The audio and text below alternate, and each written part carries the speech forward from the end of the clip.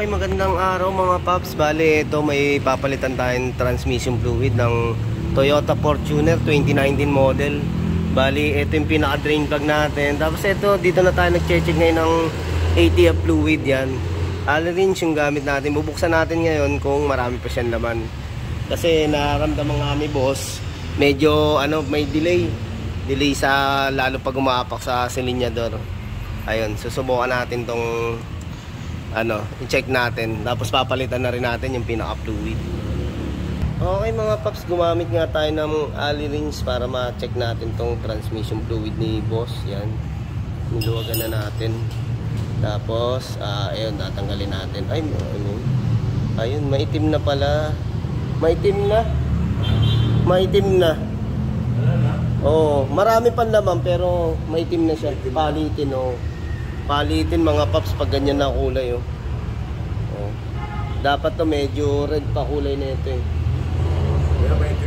Okay mga paps, bale ito pag gusto nyo magpa-dialysis, meron tayong full auto ATF dialysis yan. Okay, yun nga mga paps, bale ang gagawin lang natin dito is tanggal oil pan, cleaning natin pati yung transmission filter yan. Medyo kasi ang labor natin sa ganito is 1-2. Okay yan mga paps. Bali, eto kung gusto nyo talaga malaman yung laman ng transmission fluid, sahurin lang natin yan para masukat natin. So, bali tinakbo pala na itong Fortuner nila boss, 32k mileage yan, ganyan nakaitim yung fluid. Tapos ito gagamitin natin ATF fluid WS yan. Genuine ng Toyota. 4 liters lang mga paps ang magagamit natin dito. Tapos ito mga paps, may gawa na itong WS yan, makikita natin. Ayun, Toyota Daihatsu manufacturer.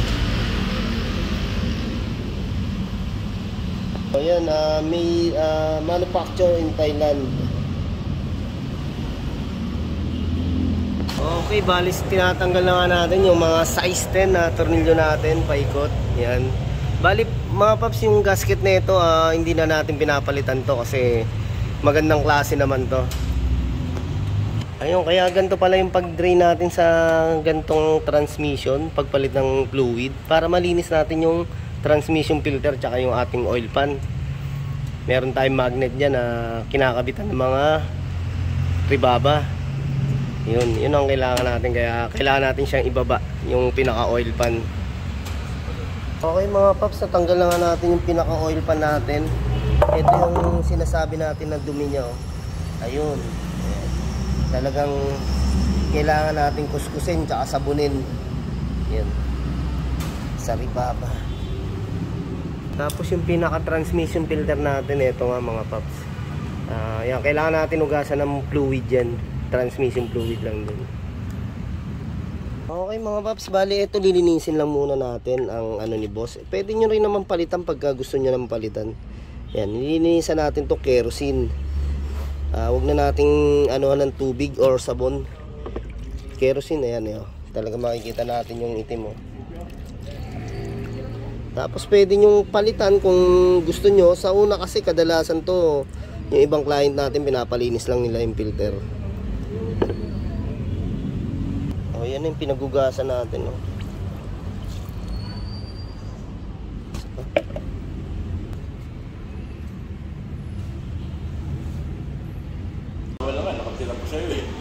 Okay mga paps, bali ito nga nilinisan na natin to. Ayan, yung ating transmission filter tsaka yung oil pan.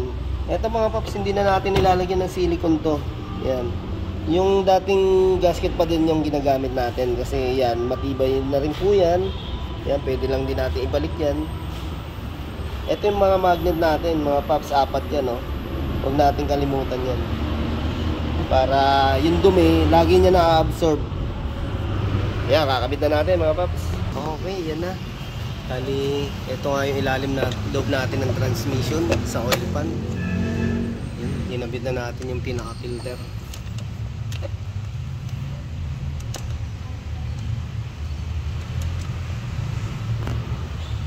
Ito yung ating na-drain na transmission fluid, nilagay natin dito sa ano. Ayan o, talagang ang na-drain lang natin is 4 liters. Pero kung gagamitan natin siya ng dialysis, gagamit tayo dyan ng 8 to 10 liters. Okay, yan o. 8 liters ang ano natin, laman na na-drain sa Toyota Fortuner. Gamitan natin yung pinaka-oil pan. Maandar ba yung sir? Yun yan, dito natin i-check yan.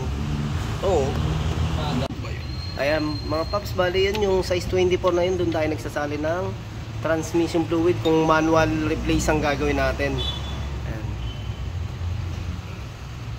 Okay. Ayan, kita natin yung type ng fluid. Ayan. Sa manual palit tayo ng transmission fluid, gagamit tayo ng mahabang hose. Papunta ron. Ay mga paps, sinalina na nga natin. Oh. Gumawa tayo ng... Okay, paps, tapos na. Okay. Okay, yung bali paps, kargahan na natin. Papa-start na natin para mag-circulate. Ay, bali mga paps, pagka-start natin, i-shift natin sa ating cambio ng transmission. Shift natin sa reverse drive para mas mag-circulate yung ating fluid. Okay yan. Okay yan, bali mga paps, sigurado na yung magbabago yung takbo niya. Dahil nga sa na-drain natin madami na yung transmission fluid. Maraming salamat. Ito yung Kolokoy Garage.